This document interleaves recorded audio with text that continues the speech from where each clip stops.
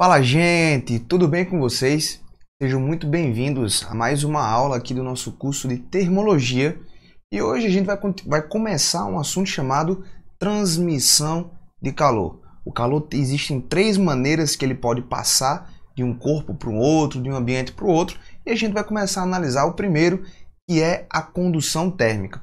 Como sempre, você pode acompanhar o andamento dessa aula pela timeline aqui em cima. Falaremos sobre a definição, a famosíssima lei de Fourier, aplicações interessantes, dois exercícios resolvidos. O primeiro, um exercício com continhas, tá legal? E o segundo foi uma questão que caiu no Enem em 2016, uma questão muito interessante que pegou muita gente. Então vai lá que a brincadeira vai começar a ficar séria a partir de agora. Então é o seguinte, para a gente começar a brincadeira, é importante você lembrar que o calor é uma energia térmica em trânsito que passa sempre de um corpo para o outro. De forma espontânea, o calor passa do corpo mais quente para o corpo mais frio. E, como eu havia falado inicialmente, existem três maneiras que esse calor pode passar de um corpo para o outro. Um deles é a condução térmica, gente. A gente pode analisar uma coisa interessante aqui, ó. Imagina que nessa barra aqui eu revesti ela com cera. Cera de vela mesmo, tá? Eu derreti um pouquinho da vela e coloquei aqui em cima dessa barra. E esperei essa cera secar. Eu venho e coloco uma vela bem aqui na extremidade dessa barra. E sabe o que é que você começa a notar? Você começa a notar que a cera vai começando a derreter do sentido daqui para lá. Ela começa a derreter, aqui pinga uma gota, aqui vem e pinga uma outra gota e por aí vai. Então a gente consegue concluir que o calor está sendo transmitido através dessa barra metálica aqui neste sentido.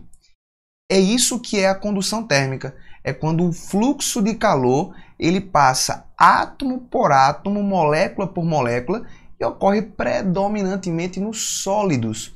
Professor, por que nos sólidos? Porque, gente, nos sólidos os átomos e moléculas estão mais juntos, mais ligados. Então, por exemplo, aonde o foguinho pega aqui, ó, esses átomos e moléculas aqui vão ficar mais agitados e eles começam a transmitir essa agitação átomo por átomo, molécula por molécula, uma batendo nas outras. Então, quanto mais próximos os átomos e moléculas estiverem, mais fácil vai ser esse calor ser transmitido através da condução térmica. Tudo legal? Então, átomo por átomo, molécula por molécula, e acontece predominantemente nos sólidos. Bom, um camarada chamado Fourier, um francês chamado Fourier, descobriu quais as características do corpo, do material, que facilitam esse fluxo de calor, essa passagem do calor.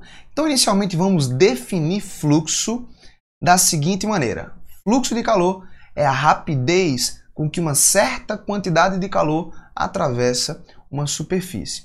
Então, a gente chama o fluxo do φ, tá legal? Q é o calor e ΔT é o intervalo de tempo. No Sistema Internacional de Unidades, isso aqui, gente, vai ser dado em calor, joule, energia, e o tempo segundo. Então fica joule por segundo, que você já deve saber que é o watt. Tá legal? Então, unidade de fluxo de calor recebe a mesma unidade de potência, joule por segundo, a quantidade de calor que atravessa aquela superfície por segundo. E essa unidade é o watt. Beleza. Então veja que, por exemplo, aqui eu tenho uma parede, tá? Imagina que isso aqui é uma parede com uma certa espessura. Aqui eu tenho uma temperatura T1 e uma temperatura T2. Se a temperatura T1 for maior do que a temperatura T2, eu vou ter um fluxo de calor nesse sentido, ó, passando por essa determinada área aqui. O francês Fourier descobriu que, tá? Esse fluxo, gente, é diretamente proporcional à diferença de temperatura. Esse alfa aqui significa proporcional a. Ou seja, o que significa dizer que o fluxo é proporcional à diferença de temperatura? Quanto maior a diferença de temperatura entre a primeira parte e a segunda parte dessa parede, maior vai ser o fluxo. Se um lado estiver muito quente e o outro lado estiver muito frio, a diferença de temperatura é muito grande e eu vou ter muito calor, muito fluxo de calor através daquela superfície. Tudo legal? Uma outra coisa que ele descobriu é que esse fluxo ele é inversamente proporcional à espessura ou grossura, tá? dessa superfície por onde o calor vai passar. Por isso que eu escrevo assim, ó, o fluxo é proporcional a 1 sobre espessura. Então você lê simplesmente que o fluxo é inversamente proporcional à espessura. Ou seja, quanto mais grossa for essa parede, menos fluxo, menos calor por unidade de tempo consegue passar por aquela parede. E a terceira coisa que ele percebeu é que o fluxo é diretamente proporcional à área. Isso é um pouco intuitivo, né? Quanto mais área, gente, eu tenho aqui, mais calor vai conseguir passar, né? Você pode imaginar uma porta. Quanto maior for uma porta, mais gente consegue passar por essa porta. A ideia é basicamente a mesma. Então, maior área, maior o fluxo de calor, mais joules por segundo passam por aquela superfície ali, tá? Juntando isso aí tudo numa equação, a gente chega na equação do fluxo de calor, simplesmente equação de Fourier, essa equação aqui belíssima. O fluxo depende de K, vou dizer o que é esse K, depende da área, diretamente proporcional à área, como eu já te falei, diretamente proporcional à diferença de temperatura e inversamente proporcional à espessura. Ó. Quem está na parte de baixo, o denominador da fração, é inversamente proporcional a esse camarada. Esse K ele guarda um segredo, ele é chamado de condutividade térmica do material, uma constante, gente, que depende do material do qual essa superfície aqui ela é feita, tá? Isso é lógico, né? Materiais diferentes conduzem o calor de formas diferentes. É por isso que na equação do fluxo de calor deve ter aqui um termo que esteja relacionado ao material. E qual é o segredo, prof, que esse K guarda? O segredo é o seguinte, ó. É ele que diz se o material é um bom ou mau condutor de calor. Olha que legal. Gente, materiais bons condutores de calor são materiais que têm alto valor de K, alto valor de condutividade térmica. Então, um material que permite muito fluxo de calor, que muito calor atravesse por ele, ele é um bom condutor de calor. E se você pegar o númerozinho do K dele, tá? É um número mais elevado do que os outros materiais. Então, muito importante você fixar aí. Bons condutores de calor têm alto valor de coeficiente de condutividade térmica. Tá legal? Analogamente, materiais maus condutores de calor têm baixo valor de condutividade térmica. O K dele é um valor um pouco baixo, tá? Fica atento, gente, que não é legal falar isolante térmico, tá? Porque, na verdade, não existe um isolante perfeito. Não existe um corpo que isole totalmente a passagem do calor de um lado para o outro através dele. Então, é mais legal você falar em bons condutores e maus condutores de calor. Nunca em condutor isolante, tá? Não existe um isolante perfeito. O legal, ele pode ser um péssimo condutor de calor, mas isolante perfeito, isso aí não existe não. Tá legal, gente? No exercício resolvido, a gente vai fazer uma questãozinha envolvendo essa equação aqui. Tá legal? Vamos para as aplicações? Primeira aplicação interessante. Quem aqui nunca se queimou no cabo de uma panela de metal? Gente, o metal é um excelente condutor de calor. Então, se você aqui tem uma panela, a panela deve ser feita de um material que deve ser um excelente condutor de calor. Porque ela vai receber calor aqui na parte de baixo, ela tem que transferir esse calor para dentro da panela para o alimento, não é isso? Já o cabo da panela, ela não deve ser um bom condutor de calor, deve ser um mau condutor. Por quê? Porque senão você viveria se queimando, né? A panela aquece e esse calor não deve passar para a tua mão, não deve passar para o cabo com muita facilidade por condução, né? Então, o cabo geralmente é feito de um material mau condutor de calor, madeira, plástico, tá certo? Materiais com baixo valor de condutividade térmica. Tudo legal, pessoal? Eu acho que você aí já se queimou numa panela que tinha um cabo de alumínio, né? É péssimo o cabo de alumínio. Quando você deixa a panela 5 minutos no fogo, quando você vai pegar no cabo, você vê que está muito quente e você acaba se queimando ali, tá? Então, te lembra disso aí, ó. Mau condutor de calor para o cabo da panela. Dessa conversa que a gente está tendo aqui nesse assunto, eu acredito que essa seja uma das mais legais para você prestar atenção. Prof, me fala o que é frio. Gente, frio é uma sensação térmica que a gente tem quando a gente perde calor rapidamente para o ambiente. Perder calor rapidamente para o ambiente é sentir frio. Por exemplo, eu estou aqui no estúdio de Física Mais e estou sentindo frio. Meu corpo está aproximadamente com 36 graus e meio. O ar-condicionado está aqui do meu lado, está marcando 17 graus. Então, eu estou com 36 graus e meio de temperatura. O ar-condicionado e o ambiente, suponho, estejam em 18 graus Celsius, então vai ter fluxo de calor. De onde? Do mais quente para o mais frio. De mim para o ambiente. Tá? Se eu perder, quanto maior a diferença de temperatura, eu muito quente e o ambiente muito frio, mais fluxo de calor vai acontecer, eu vou sentir frio.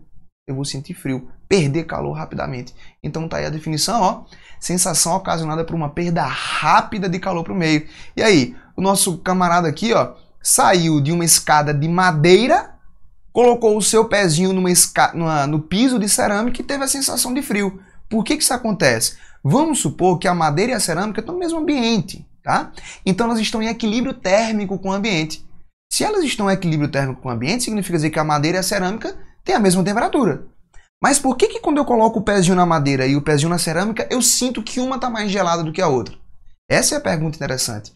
Por que tem materiais que parecem estar mais gelados do que o outro, mas na verdade eles estão à mesma temperatura? É aqui que vem. Você já sabe que perder calor rapidamente significa muito fluxo para o ambiente, né? Então a ideia é o seguinte, ó. A cerâmica, gente, ela parece mais fria.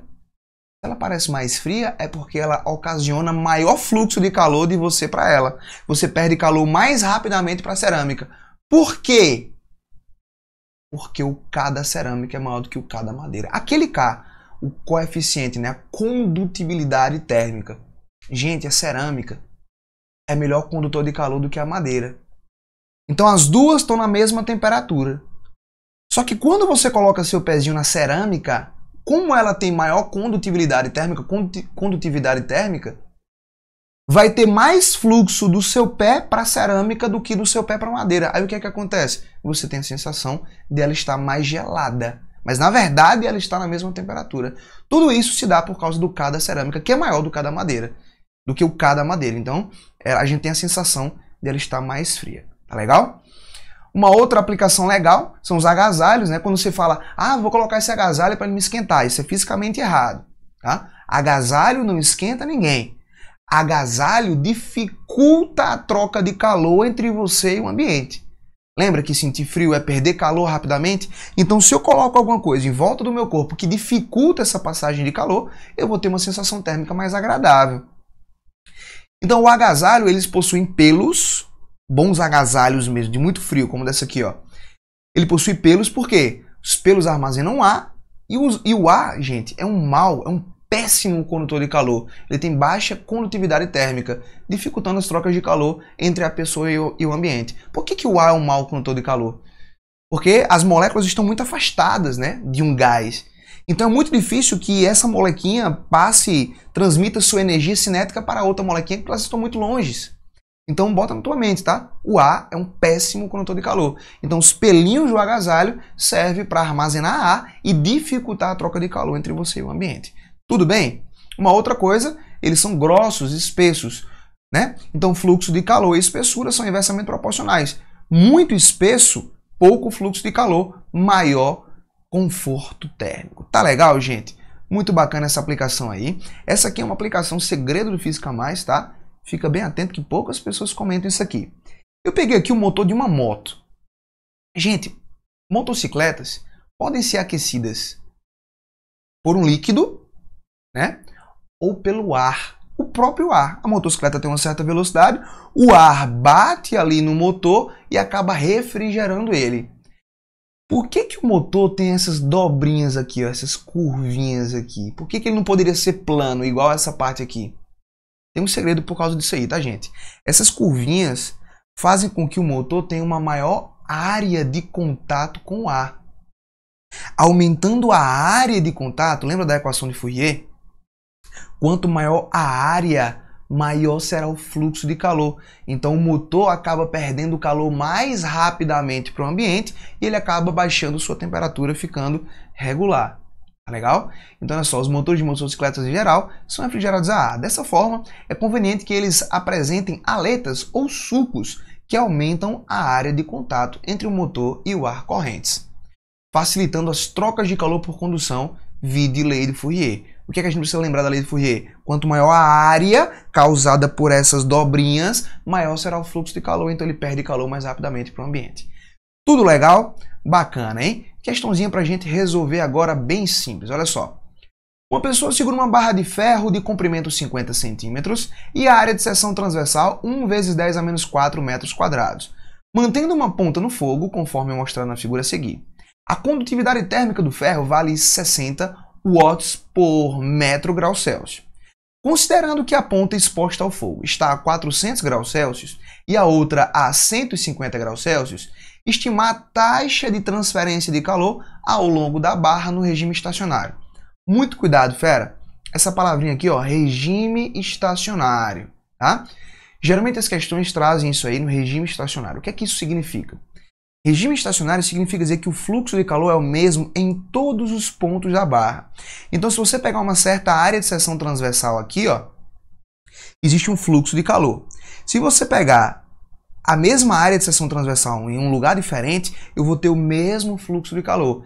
Isso significa regime estacionário e a equação de Fourier, a lei de Fourier, é válida nesse caso do regime estacionário, tá? Professor, eu vou encontrar alguma questão em que não esteja no regime estacionário? Não, a não ser que você vá pagar aí Física 2 na universidade, tá? Mas tirando isso aí, sempre regime estacionário nas questõezinhas que a gente vai encontrar daqui para frente. Vamos escolher os dados, vai lá. Primeiro dado importante, que o comprimento, né, que na verdade agora eu vou trocar espessura por comprimento. Então, o comprimento da barra vai ser de 50 centímetros. Espertamente, eu já transformo para 0,5 metros, porque a nossa constante, gente, ela está tudo no SI, ó, tirando a temperatura, né, que está em graus Celsius. Então, aqui está em metro, beleza? Então, o comprimento tem que estar em metro. A outra coisa que ele deu para a gente é a área de seção transversal, né? A grossura é de 10 a menos 4 metros quadrados. A condutividade vale 60 watt por metro grau Celsius. E a variação de temperatura, né? A diferença de temperatura entre a mais quente e a mais fria, gente, sempre a mais quente menos a mais fria, tá?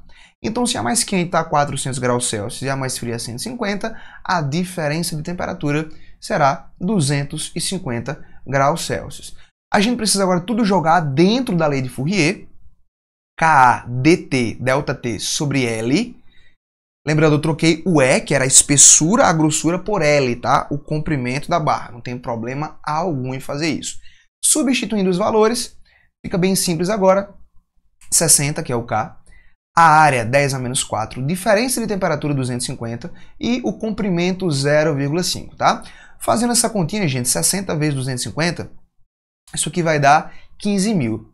15 mil dividido por 0,5 é a mesma coisa que multiplicar por 2, né? Dá 30 mil. E repetir o 10 a menos 4 aqui. Olha só, aqui eu tenho 4 zerinhos, 1, 2, 3, 4. Então esses 4 zerinhos me daria 10 a quarta. Quando eu multiplicar 10 a quarta por 10 a menos 4, vai dar 1. Sobrou apenas o 3, não é isso? Então o fluxo de calor é de 3 watts. Vamos tentar entender isso. Fluxo de calor de 3 watts, gente, é a mesma coisa que está passando 3 joules de calor para cada seçãozinha dessa barra aqui, ó, 3 joules de calor a cada segundo. Então, em um segundo, atravessa uma seçãozinha da barra 3 joules. Em todos os pontos da barra, né, em todas essas areazinhas que eu estou desenhando aqui, ó, está tendo um fluxo de calor de 3 joules por segundo. Tudo bacana? Vamos para a questão do Enem de 2016. Foi um caos essa questão, é muita gente comentando. No experimento, um professor deixa 2 bandejas de mesma massa, uma de plástico e a outra de alumínio, sobre a mesa do laboratório. Após algumas horas, ele pede aos alunos que avaliem a temperatura das 2 bandejas, usando para isto o tato. Seus alunos afirmam categoricamente que a bandeja de alumínio encontra-se numa temperatura mais baixa. Intrigado, ele propõe uma segunda atividade, em que coloca um cubo de gelo sobre cada uma das bandejas, que estão em equilíbrio térmico com o ambiente. Olha que legal, as bandejas estão em equilíbrio térmico com o ambiente. Ou seja, as 2 bandejas têm a mesma temperatura, que é a temperatura do ambiente. E os questiona em qual delas a taxa de derretimento do gelo será maior. O aluno que responder corretamente ao questionário do professor dirá que o derretimento ocorrerá. Gente, essa questão é muito bacana, tá? Os alunos tocaram na bandeja de alumínio e ela pareceu estar mais fria. Por que isso acontece? Já que a questão falou que elas estavam em equilíbrio térmico, ou seja, a bandeja de alumínio e a de plástico têm a mesma temperatura. Só que a de alumínio parece estar mais fria por causa da sua condutividade térmica. O alumínio é mais condutor de calor, melhor condutor de calor. Então, quando você toca no alumínio, acontece um maior fluxo de calor do seu dedo para o alumínio e você tem a sensação de frio. Tá legal? Então, se eu colocar gelo na bandeja de alumínio e na bandeja de plástico, quem é que vai roubar calor mais rapidamente do gelo? Quem é que vai dar calor, desculpa? Quem é que vai transferir calor mais rapidamente para o gelo? A bandeja de alumínio ou a bandeja de plástico? Ambas estão à mesma temperatura. Então, a que tiver maior condutividade térmica transferirá calor mais rapidamente para o gelo. Quem é que tem mais condutividade térmica? O alumínio. Então, o gelo vai derreter mais rapidamente em cima da bandeja de alumínio, porque o alumínio é melhor condutor de calor e transfere calor mais rapidamente para o gelo, derretendo ele mais rapidamente por causa da sua condutividade térmica. Letra A, mais rapidamente na bandeja de alumínio, pois ela tem uma maior condutividade térmica que a de plástico. Perfeitamente, a gente mata aí, gente, a letra A para ser feliz, tá legal? Espero que você tenha curtido essa aula aí. Como sempre, obrigado pela tua audiência, é muito bom ver você aqui acompanhando o nosso projeto e não se esqueça de se inscrever no nosso canal e deixar tuas avaliações e comentários aqui embaixo, tá? Até a próxima aula, forte abraço e tchau, tchau!